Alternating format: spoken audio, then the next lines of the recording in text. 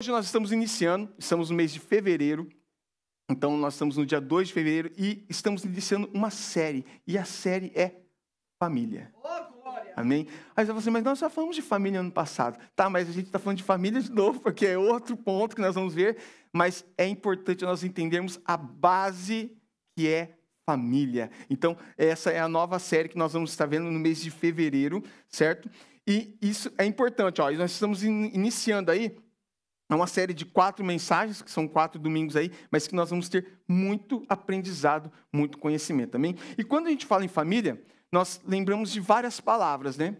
Nós podemos lembrar de palavras como irmão, como mãe, pai, filiação, o que mais que a gente pode lembrar? Casa, muitas palavras, que se a gente for ficar falando aqui, palavras associadas à família, por exemplo, casamento. Então, são diversas as palavras que a gente escuta ou que a gente lembra quando a gente pensa em família. Tudo que é família. Quando a gente pensa em família, quando penso em família, já lembro uma casa com pai e mãe ali na mesa, comida também, tá junto, que família, né, come bastante quando está tudo junto. Então, a gente tem essas...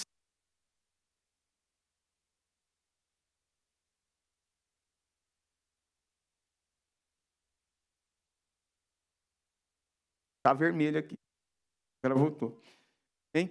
Então, é algo que tem na nossa mente quando nós estamos lembrando da palavra família. Então, vem todas essas palavras aí para que a gente possa... ou palavras como, por exemplo, comunhão. E se eu for ficar falando aqui, vamos ficar falando até mais tarde sobre essas palavras que nos lembram a família. E isso é muito importante. Muitas são as palavras que a gente vai lembrar aí, certo? E é de extrema importância. Olha como é de importância esse assunto família. Se nós vermos hoje imprensa, a gente vê a mídia como um todo, e todas as repartições, por exemplo, até públicas, a gente vê que buscam deturpar o que significa família, o verdadeiro significado de família. Então, nós vemos isso muito, nós presenciamos isso é evidente quando nós deparamos com isso hoje em dia. Amém? Glória a Deus. Uma pausa aqui só. Eu acho que eu troquei a pilha aqui, na hora que a gente entrou. Tá ok, então. Então, nós temos essas lembranças, tá? Quando a gente coloca aí. Então, voltando aqui para o texto, isso é evidente quando nós deparamos com essa tentativa de deturpar o que é família. Gente, família. Então, nós vemos hoje... E por que será que o mundo tenta tirar tanto essa visão do que é uma família tradicional, do que é uma família? Por quê? Porque família é base. E quando a base está com alguma situação, com algum problema, isso aí vai acabar tornando com que tudo caia lá na frente. Então, os filhos vão para outro caminho, o casamento acaba. Então, as bases da sociedade, a sociedade, ela está estruturada hoje sobre família. Então, por isso que é importante a gente falar sobre isso, e vamos estar falando muito mais durante o mês aí. E só para a gente ter uma ideia de como isso é importante diante da Bíblia, diante daquilo que o Senhor coloca aí para nós. Se nós colocarmos ali, por exemplo, vamos lá em Gênesis capítulo 1, só como exemplo, tá? Em Gênesis no capítulo 1. Em Gênesis no capítulo 1, no versículo 27, vai estar assim, ó. Então, Deus criou o ser humano, a sua imagem, a imagem de Deus o criou, homem e mulher os criou. Aí, quando a gente vai lá no capítulo 2, versículo 18. Então, o Senhor Deus disse: não é bom que o homem esteja só. Farei para ele uma aliada que lhe seja semelhante. Olha aí, união homem e mulher. União homem e mulher. Quando a gente vai lá, agora a gente vira a Bíblia, vai lá no final dela, lá em Apocalipse. Aí você pegar ali, Apocalipse 22, 17, vai estar assim. E o Espírito e a noiva dizem: vem. Todo aquele que ouvir, diga: vem. Quem tiver sede, venha. E quem quiser, beba de graça da água da vida. Olha isso.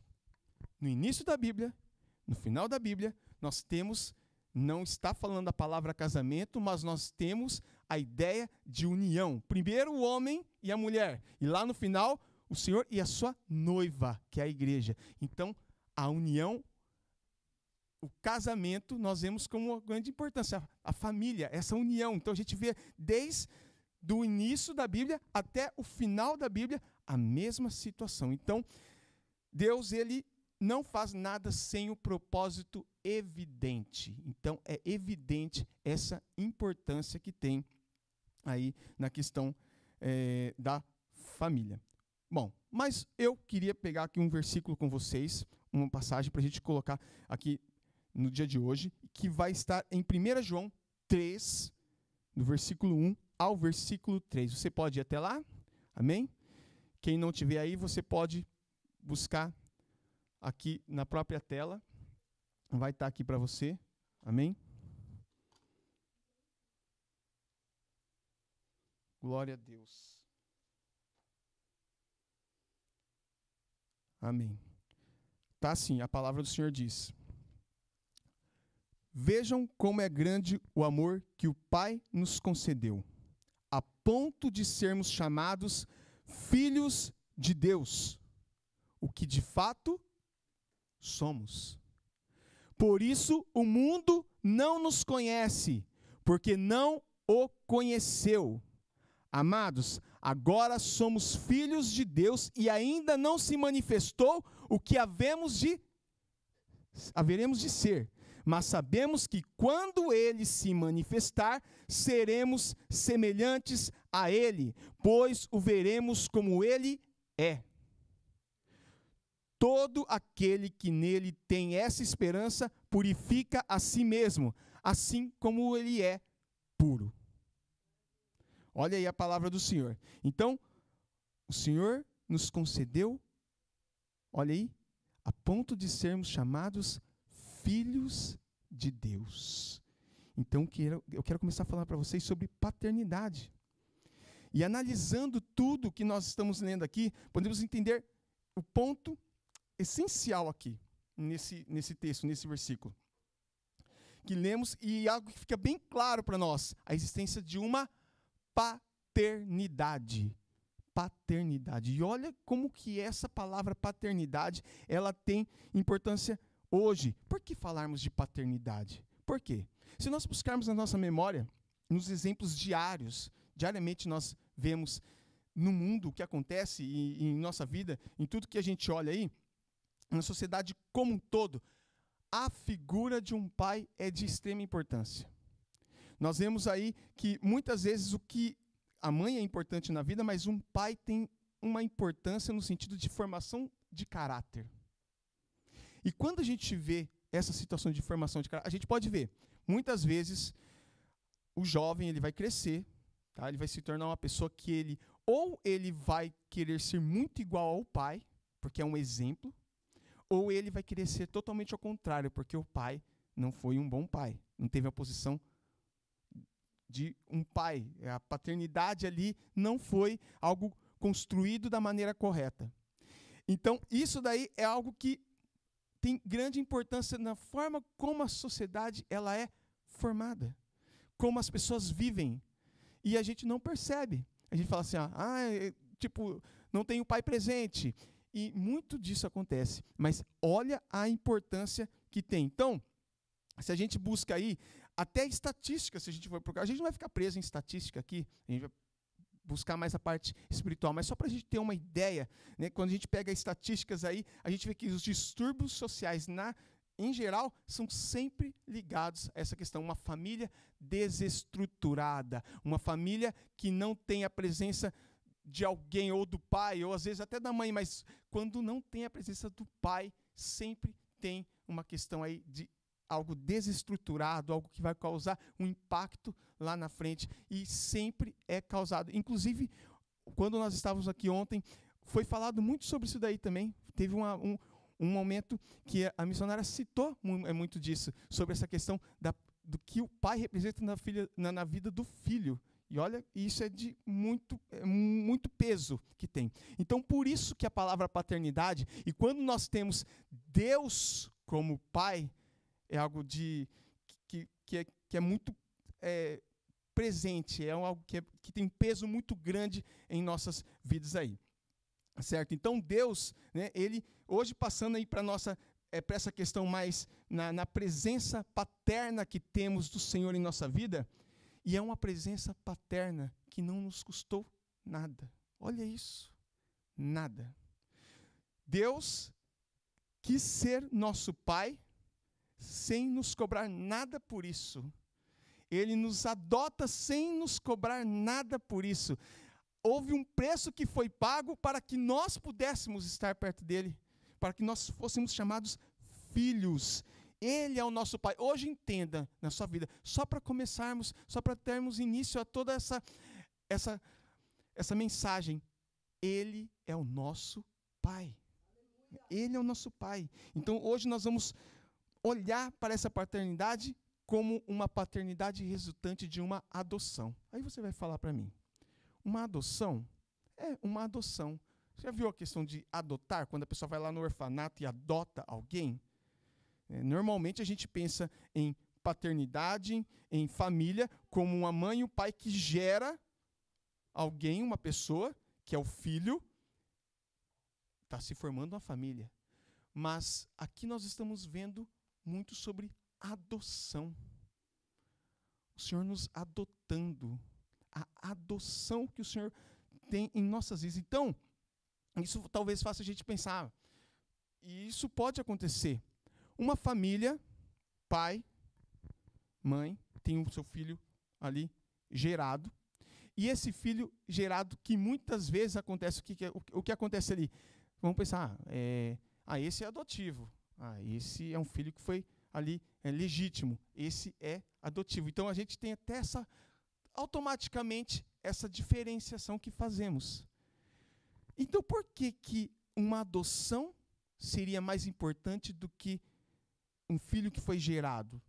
Nesse caso aqui, estamos falando biblicamente, espiritualmente, não estou falando, no caso, fisicamente, quando a gente gera um filho, estou falando com Deus, o nosso relacionamento com Deus, certo? Então, no sentido espiritual, no contexto espiritual, sermos adotados e anote isso, sermos adotados por Deus não é uma posição inferior à de ser gerado, mas sim a certeza de que é um grande privilégio. Olha isso daí, é um privilégio. Eu não fui gerado, é um privilégio. Amém? Então, sermos adotados, e não esqueça essa frase, sermos adotados não é uma posição inferior. O Senhor, Ele quer essa posição de adoção, a nossa vida, sermos adotados por Ele. Ele está nos adotando quando a gente cita aqui. Então, diferente de um filho que nasce dentro de uma família, que ele foi gerado, ele não foi escolhido, ele nasceu ali, ele cresceu ali, ele foi se formando dentro da família ali, certo? Aconteceu naturalmente. Uma adoção é resultado de uma escolha. O Senhor escolheu nos adotar. O Senhor, Ele decidiu, olhou e falou: eu quero adotar você. Eu quero você como meu filho. Eu quero você como parte da minha família. Ele nos adotou por uma decisão. O Senhor escolheu: eu quero adotar ele. Eu quero que ele esteja comigo. É decisão. Essa é a diferença. Essa é a diferença aqui. Então, o Senhor, Ele nos adota, Ele nos escolhe, Ele nos deseja, Ele nos resgata, Ele nos transforma. Olha tudo isso que Ele faz. Amém? Ele vai lá, pega o nosso RG. Quem já teve RG no Brasil, que não nasceu aqui, mas nasceu no Brasil, pega o RG, tem lá o seu nome, e embaixo do seu nome tem escrito uma palavra ali: filiação. Pai e mãe. Filiação. Aí o Senhor pega o RG, o nosso RG, espiritualmente falando, e grava ali: Rei dos Reis, Senhor dos Senhores, Pai. Olha quem é o nosso Pai. Tem noção de quem é o nosso Pai? Como está o nosso RG espiritualmente falando? Nosso Pai é o Senhor dos Senhores. Rei dos reis. É o nosso Pai. Olha isso, que RG forte, hein? Que RG que faz a diferença ali. Então, ele nos adota. Né? Entenda, nós não estamos aqui hoje por qualquer motivo. Você não veio aqui por qualquer motivo. Você não chegou aqui por qualquer motivo. Antes de você pensar, antes de eu pensar, eu quero Deus, ele nos quis. Antes de eu pensar, eu quero ir para a igreja porque eu quero adorar o Senhor, ele nos quis parte da família dele. Ele nos quis junto com ele. O Senhor, ele quis a nossa presença ali. Então, ele nos quis, ele nos escolheu, ele ficou nos observando. Eu quero ele comigo, eu amo. Ele sacrificou, ele deu seu único filho, que era unigênito, então passou a ser primogênito, para que nós fôssemos irmãos, então, adotados. Olha isso, deu um filho que não era adoção, Jesus, para que morresse, para que pudesse nos adotar. Olha que coisa tremenda. Agora, imagina, pegar um filho natural. Eu vou dar esse filho para ele morrer, para eu poder adotar todos esses outros aqui. Pensou? Não dá, né? Mas o Senhor fez isso por nós. Ele entregou Jesus. Jesus morreu numa cruz, foi sacrifício ali para que pudesse dar oportunidade de adotar uma humanidade que vive muitas vezes pecando contra a vontade do Senhor, mas que Ele ama e tenta nos resgatar dia após dia, nos sustentando, cuidando de nós. Ele nos resgatou do quê? Da orfandade. Sabe o que é orfandade? Órfão. Olha, tem muitas diferenças. Nós vamos entender isso aqui essa noite. Não somos mais órfãos. Um preço foi pago. Não somos mais órfãos. A nossa certidão de nascimento foi substituída por uma nova com o nome do Senhor ali, como Pai. Determinando a nossa filiação. Como está em Romanos, no capítulo 8, no versículo 15. Olha o que diz lá. Olha o que diz em Romanos 8, 15. Pois vocês não receberam um espírito de escravidão para novamente temerem, mas receberam o Espírito que os torna filhos por adoção, por meio do qual chamamos Abba, Pai. Olha isso.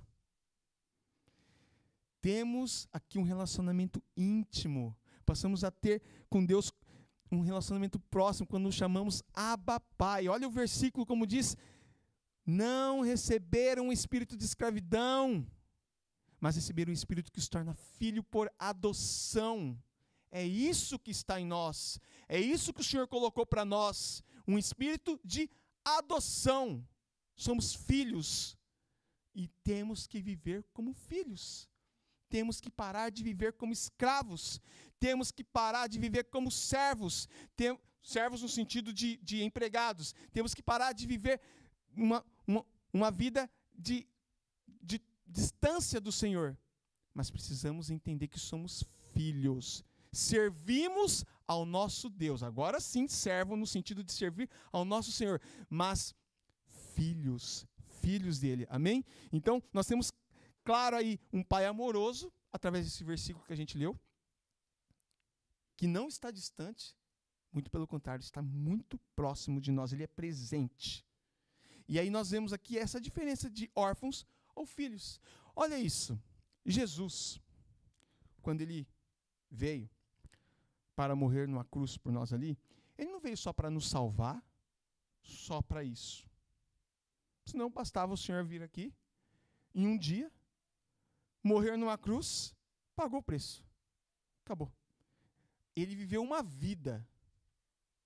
E essa vida foi para dar exemplo. E exemplo de como ser filho. Um exemplo de como ser filho. Ele viveu uma vida. Então, ele deu a oportunidade de agora sermos filhos adotados e deu o exemplo de como viver como um filho. Jesus, ele não para no outro. ele viveu uma vida de exemplo. E nós podemos fazer um teste aqui. Coloquei até para a gente fazer um teste, para sabermos se estamos nos comportando como órfãos ou se estamos nos comportando como filhos. Se a nossa ficha já caiu, se nós já entendemos, se nós já descobrimos, se já criamos hábitos de filhos adotados.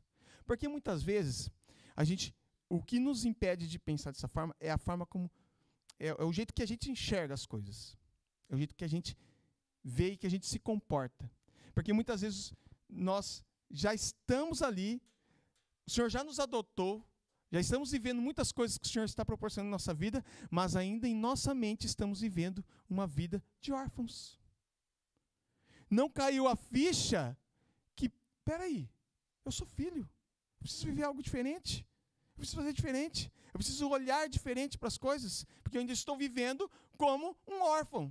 Eu não estou vivendo como um filho de verdade, apesar de já ser um filho. Olha isso. E aí a gente fica ali, né? Porque olha as diferenças, só para a gente ter uma ideia, tá? Um órfão, ou seja, não tem a presença de um pai, um órfão busca todos os dias pela sua sobrevivência. Eu preciso sobreviver, não tem ninguém por mim. Sou órfão. Ninguém vai cuidar de mim. Ninguém vai trabalhar e colocar ali alguma coisa para que eu possa me... Porque eu sou órfão. Então, eu tenho que me... Muitas crianças, você vê quando vê algum documentário, alguma coisa na TV, crianças que são abandonadas, que vivem na rua e vivem para sobreviver. Pega um pão aqui, pede uma esmola ali, porque é um órfão. Não tem quem cuide dele. Então, ele está no modo sobrevivência. Modo sobrevivência. Um órfão é governado pelo medo. Medo. Eu tenho medo do que vai acontecer comigo amanhã. E até pode vir para o que a gente está vivendo na realidade do momento. Eu tenho medo até de sair de casa. O medo está governando a minha vida, porque eu estou com medo do que vai me acontecer. Somos seres humanos e acabamos tendo medo de muitas coisas. Mas aí quando a gente vê isso daqui, o medo, ele faz um órfão se mover, né? No sentido de se defender, no sentido de buscar saídas.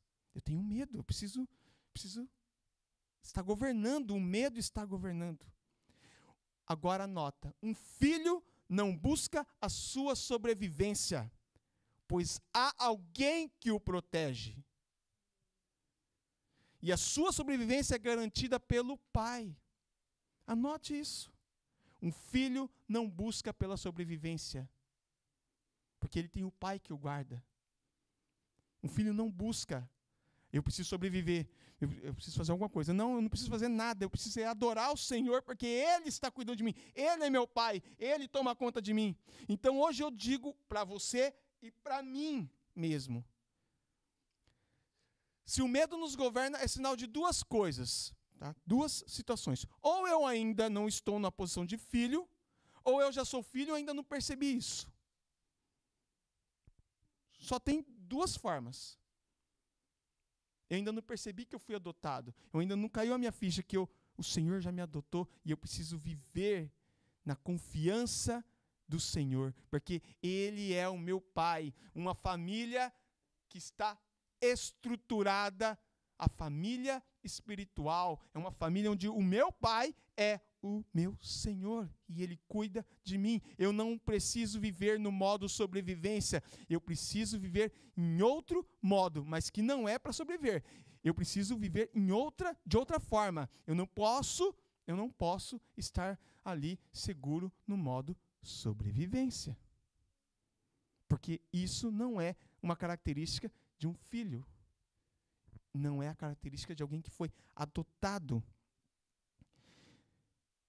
Talvez nós estejamos até vivendo perto do Pai. E aí, acabamos que não estamos nos comportando da forma como deveríamos. Mas estamos talvez até pensando até que somos um escravo lá. Porque a gente ainda está preso a coisas mas não está entendendo que ele já pagou, ele já adotou, nós já chegamos a um ponto, mas aí nós estamos estacionados ali e não avançamos. A gente pode pegar um exemplo, como, por exemplo, do filho pródigo, o irmão do filho pródigo. O irmão do filho pródigo é esse caso. Ele tinha um pai que tinha tudo, mas ele ainda vivia como alguém que não tinha direito àquilo que o pai o tinha colocado ali para ele. Tanto que ele questiona, nunca fez nada para mim, nunca me deu nada. E o pai responde no final, tudo que tem aqui é seu. Eu não te dei nada porque tudo já é seu. E às vezes a gente está vivendo isso. A gente está nesse ponto aí, muitas vezes. Então, nós temos que entender aí, que o servo, por exemplo, muitas vezes a gente quer viver como alguém que é um empregado. Alguém que faz algo para Deus ali, ou como um escravo. Ou como um servo que terminou o meu horário de trabalho, eu vou embora. Então, eu tenho o senhor como meu chefe, vamos dizer assim. E aí eu não preciso justificar o que eu vou fazer depois. E é muitas vezes também isso que nos impede de nos enxergarmos como filho. Porque eu não quero ter que justificar algo. Mas quando eu me vejo como um filho de verdade, como um filho adotado, eu começo a ter direito à herança. E quando eu tenho direito à herança, muitas vezes eu vou ter o palpite do meu pai ali falando, eu acho que você deve viver assim. Eu acho que você deve fazer desse jeito. Faz desse jeito que é melhor para você. Faz assim, que assim vai ser melhor. Então, às vezes nós também não estamos aceitando viver como filhos porque não queremos a interferência nas nossas decisões. E as nossas decisões, quando a gente é filho, vai ter a interferência do nosso pai. Então hoje eu não aceito vivermos com Deus sendo nosso chefe, porque Deus não é chefe, Deus é pai. Amém? E isso é o que a gente acaba automaticamente vivendo. Nós somos muitas vezes levados a viver assim, a não querer viver como um filho, porque eu quero fazer do meu jeito, quando na verdade preciso fazer do jeito que ele está me mostrando. É melhor assim, filho. Não, pai, eu sei que eu vou fazer. Não quero dar satisfação. E aí a gente começa a viver do nosso jeito. Amém? Deus não quer ser, e não é, nosso chefe. Ele quer a posição de pai em nossa vida. Que a gente possa viver isso daí. Amém? Então o medo ele não pode governar a nossa vida. O Senhor precisa ter esse lugar de governo. O lugar de governo é o lugar que o Senhor precisa ter em nossa vida. Amém? Ele precisa ter esse lugar de governo, porque é que nem quando aprendemos no final do ano, né, quando a gente falava sobre Jesus, né, quando Jesus nasceu ali, e aí a gente falava sobre ele o Filho de Deus, ele é o Messias, ele é o Salvador e ele é o Senhor. Aí quando falava o Senhor, muitos não aceitam para o Senhor, porque o Senhor é aquele que governa, né? E a gente tem que viver isso, o governo de Deus sobre a nossa vida. O medo não pode nos paralisar. Gente, eu vi essa semana, eu entendo, e a gente também fica receoso, mas a gente tem que olhar, levantar a cabeça e falar, meu Deus, colocar no joelho no chão ali e falar, o medo não pode governar a nossa vida. O medo não pode ser o que vai definir. A gente tem que parar com o medo, porque o medo está nos governando e isso está nos fazendo adoecer muitas vezes. Não. Não podemos ficar dessa forma. Eu estava preparando essa mensagem e vinha essa forma ali, eu vendo a situação e eu começava a lembrar gente. Aí comecei a olhar ali muitas coisas na internet e você começa a ver assim, as pessoas estão com medo. E às vezes a gente até fica receoso também ali e começa a fazer, meu Deus, será que eu saio de casa e vou até ali no mercado? Isso não pode acontecer com a gente. Porque a nossa confiança está no Senhor. Aleluia! Não cai uma folha da árvore sem a permissão do nosso Deus. Tudo que acontece em nossa vida é permissão do Senhor. E aquilo que para nós parece impossível, para Ele é mais do que fácil. É nada para Ele. Porque para nós é impossível, mas para Ele nada é impossível. E aí, a hora que eu lembro que esse Deus, que é do impossível, Ele é meu Pai, aí eu falo, peraí, então eu tenho acesso. Então eu posso pedir. Então eu posso falar com Ele. Ô Senhor, fala até, né, com o português errado. Olha eu, Senhor, olha para mim aqui. E aí a gente começa a ter outra visão do que tem que ser a nossa vida. Hoje o Senhor, Ele me incomoda para que nós possamos abrir nossos olhos e entender que não temos um Pai que nos deixa só para que possamos nos esconder. Mas Ele é um Deus que está à nossa frente. Não precisamos de proteção humana, não precisamos de proteção física. A nossa proteção é o Senhor.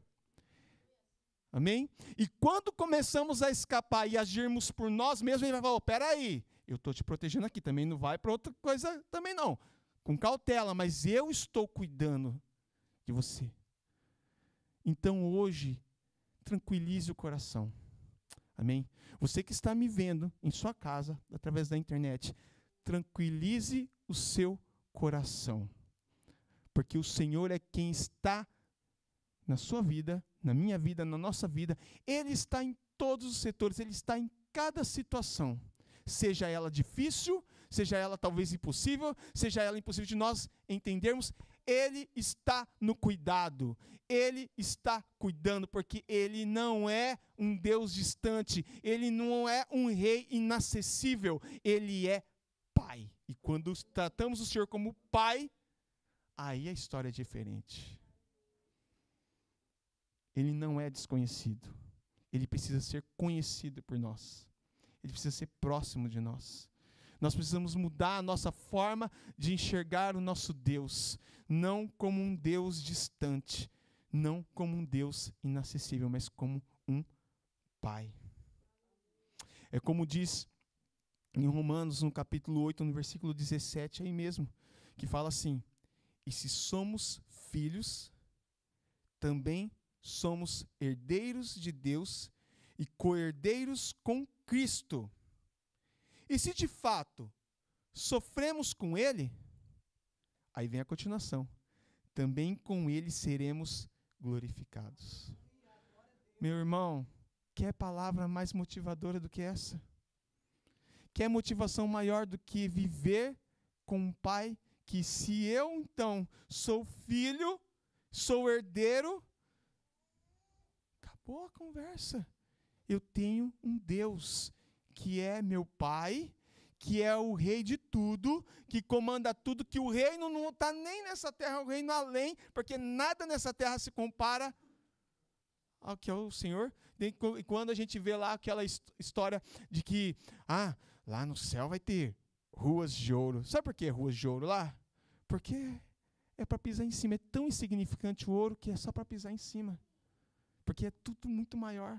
Então, olha o Deus que nós temos. Amém? Então, ao sermos adotados, passamos de órfãos espirituais a filhos legítimos. Ué, mas eu não fui gerado. Mas eu sou filho legítimo. A partir do momento que Ele me adotou, eu sou filho legítimo. Eu tenho direito à herança. Eu tenho direito a tudo que Ele me proporciona. E eu tenho direito a ser corrigido por Ele. Mas eu tenho direito a ser incentivado por Ele. Porque Ele está cuidando de nós. Amém? Não viva e não deixe. Uma palavra para a igreja hoje. Não deixe o medo nos governar. Quem nos governa é o Senhor. Amém? Amém? Glórias a Deus. E quando vinha o medo, só chega, papai, eu estou com medo. O que um pai faz quando o filho está com medo? Às vezes meu filho tem lá um sonho, desce a escada, pai, deixa eu ficar aqui. Eu tive um sonho, ele nem dormiu ainda, mas ele falou que teve um sonho. Eu tive um sonho, sonhei, então, mas você não dormiu ainda? Não, dormi sim. Eu falei, mas dormiu com o olho aberto? Não, eu tenho sonho. Então deita aqui, vai, dorme aqui. Por quê? Porque tem segurança no Pai. E é isso que a gente precisa viver, gente. A gente não tem que pensar, não, Deus ele é próximo, Deus está com a gente, Deus está aqui assim, vem cá, filho, deita aqui na cama do meu lado, para com esse medo, eu estou com você. E tudo que tiver que acontecer é da vontade dele. Quantas vezes situações que eu achei que eram ruins em minha vida, eu percebi depois de um tempinho, e às vezes pouco tempo, que, meu Deus, que bom que isso aconteceu. Porque agora eu estou vivendo isso. Porque se eu tivesse vivido do jeito que eu tinha pensado que era bom, não estava bom. Olha isso. Eu pensei que era bom e não era bom. Mas o que o Senhor achou que era bom, era bom. Isso aqui não pode virar tem que entender a fala toda, tá? O que não era, o que era bom para mim, era pouco perto do que o Senhor podia me proporcionar. Muito pouco. Então, ao sermos adotados, passamos de órfãos espirituais, de órfãos espirituais a filhos legítimos. Amém? E aí eu falei que nós vivíamos no modo sobrevivência. Mas agora, como filho, eu tenho outra forma de viver. É outro modo. Antes era o modo sobrevivência, agora é o modo propósito. Um filho vive o modo propósito. Um órfão vive o modo sobrevivência. Ele aperta o botão sobrevivência, sobrevivência. Parece até um robô, sobrevivência. Mas agora, como eu sou filho, eu tiro isso e aperto o botão modo propósito. Eu sou filho, eu vivo o propósito. Eu sou filho, eu vivo o propósito. O propósito do meu Pai, o propósito do meu Deus. Então, quer dar uma olhada nisso? Filhos que vivem com o propósito, filhos que vivem o propósito. Vamos lá para Filipenses no capítulo 3, no versículo 14, do 14 ao 21. Só vamos ler esse ponto para a gente poder entender o que é viver o propósito. Olha aí. Olha o que diz aqui. Prossigo para o alvo, a fim de ganhar prêmio do chamado celestial de Deus em Cristo Jesus. Olha isso. Olha que tremendo. Lembrando, a mensagem aqui é em deixarmos de ser órfãos e agora sermos filhos. Deixarmos de viver um modo sobrevivência e agora vivermos o modo propósito. Prossigo para o alvo a fim de ganhar o prêmio do chamado celestial de Deus em Cristo Jesus. Todos nós que alcançamos a maturidade, devemos ver as coisas dessa forma. E, se em algum aspecto vocês pensam de modo diferente, isso também Deus esclarecerá. Seja como for, vivamos de acordo com o que já alcançamos. Irmãos, sigam unidos o meu exemplo. E observem os que vivem de acordo com o padrão que apresentamos a vocês. Eu acho tão legal quando ele fala assim, vivam de acordo com o meu exemplo. Porque a gente copia muito, né? Nós precisamos copiar muito. Né? Por isso que Paulo fala tanto sobre, sejam meus imitadores como eu sou de Cristo. Nós fazemos muito isso. Porque e isso me faz lembrar algumas coisas. Só dando um parênteses na mensagem aqui. Porque muitas vezes nós estamos ali, né, e nós, quando não conhecemos o Senhor, e muitas pessoas às vezes falam para a gente, eu vou confiar na Bíblia? É um livro escrito por homem.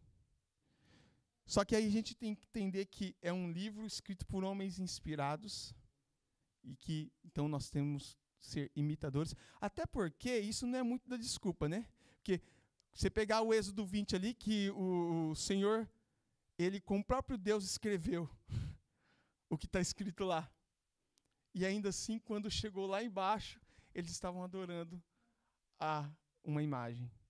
Então, não é muito regra. Então, eu acho legal quando ele fala que sejam meus imitadores, porque o homem acaba tendo que ser imitador mesmo de tudo que os outros viveram aqui. Porque quando Deus mesmo escreveu ali, eu já estava pecando também. Então, não é desculpa, né? Aí eu acho engraçado quando a gente vê essa parte aqui, que é bem interessante a gente frisar nesse sentido aqui. Então, olha como que ele fala aqui, ó. Todos nós que alcançamos a maturidade devemos ver as coisas dessa forma. E se em algum aspecto vocês pensam de modo diferente, isso também Deus esclarecerá. Seja como for, vivamos de acordo com o que já alcançamos. Irmãos, sigam unidos o meu exemplo e observem os que vivem de acordo com o padrão que apresentamos a vocês. Pois, como já disse repetidas vezes, e agora repito com lágrimas, há muitos que vivem como inimigos da cruz de Cristo. Meu Deus, não quero viver assim nunca. O destino deles é a perdição. O Deus deles é o estômago. E eles se gloriam do que deveriam se envergonhar. Só que pensam nas coisas terrenas. A nossa cidadania, às vezes a gente quer a cidadania americana, né? A nossa cidadania, porém, está nos céus, de onde esperamos ansiosamente o Salvador, o Senhor Jesus Cristo, que pelo poder que o capacita a sujeitar todas as coisas a si, transformará o nosso corpo humilhado, tornando-o semelhante ao seu corpo glorioso. Olha que isso, que tremenda essa mensagem. Olha o que o Senhor tem para nós aqui. Não é uma cidadania qualquer. Aí a hora que eu li isso, eu falei, meu Deus. Olha, é a cidadania dos céus. Quando entendemos de quem somos filhos e reconhecemos a filiação que temos, nós deixamos de focar no eu e passamos a focar agora no reino, no plano de Deus para as nossas vidas. Aqui é Paulo que escreve, né? Paulo que escreveu isso daí. Paulo, ele decidiu prosseguir para o alvo. Ele que escreve essa carta. Né? Por quê? Porque ele tinha alcançado a maturidade. Não está mais vivendo do leitinho, mas está vivendo de alimento sólido. Deixou de viver coisas terrenas para viver a sua nova cidadania. A cidadania dos céus. E aí a gente vê ali, né? E aí nós podemos entender que não é uma cidadania terrena que nos define, né? Uma cidadania terrena que será o nosso alvo, mas a cidadania dos céus, ser um cidadão dos céus, né? E, por exemplo, a gente vê tantas coisas quando a gente vê na realidade nossa aqui nesse país, e muitos falam, né, como que vai ser um cidadão, tem tantos requisitos para ser um cidadão, por exemplo, americano, ou um cidadão de qualquer outro país. Tantos requisitos, tantas coisas para que você possa... E o céu tem outros requisitos. O céu, ele precisa de decisão, primeiramente. E segundo, posicionamento. Em terceiro, mudar os padrões. Eu preciso mudar o meu padrão do que eu acredito, do que eu vivo, o que eu preciso entender para viver melhor, para viver a vontade de Deus. É essa a diferença. Eu preciso eu ter a cidadania do céu, né? Olha que coisa, né? Então, a cidadania que o Senhor nos oferece não está ligada à nossa origem, mas está ligada a aceitar, mudar nossos padrões. A forma como pensamos, a forma como enxergamos situações, a forma como enxergamos os problemas, a forma como nós decidimos o que vamos viver, porque nós queremos viver algo que o Senhor preparou para nós. Então, Deus, ele não vai nos ver como mais um número, mas ele vai nos ver como alguém único e vai cuidar de nós e vai nos tratar como filhos, não como mais um, mas como filhos. Amém? E nós precisamos estar focados, então, nisso, em pensar dessa forma, em viver como filho, em nos comportarmos como filhos, filhos adotados, que não foram gerados simplesmente de uma forma natural, mas que foram escolhidos, e o Senhor escolheu e decidiu que Ele ia nos adotar e que ia cuidar de nós. Amém? Então, o Senhor, Ele nos fará, depois de tudo isso, filhos, então, agora somos filhos, e filhos que são criadores de soluções. É o que nós temos que ser. A partir de agora, criadores de soluções. O que é isso? Porque através de sermos filhos, vamos inspirar outras pessoas também, e vamos viver o melhor do Senhor, porque aí começa a ser exemplo. tenho que viver dessa forma.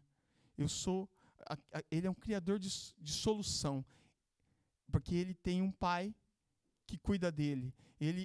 Enfim, é a nossa forma de enxergarmos, é a nossa forma de sermos filhos ali. Então precisamos viver essa filiação de Deus hoje.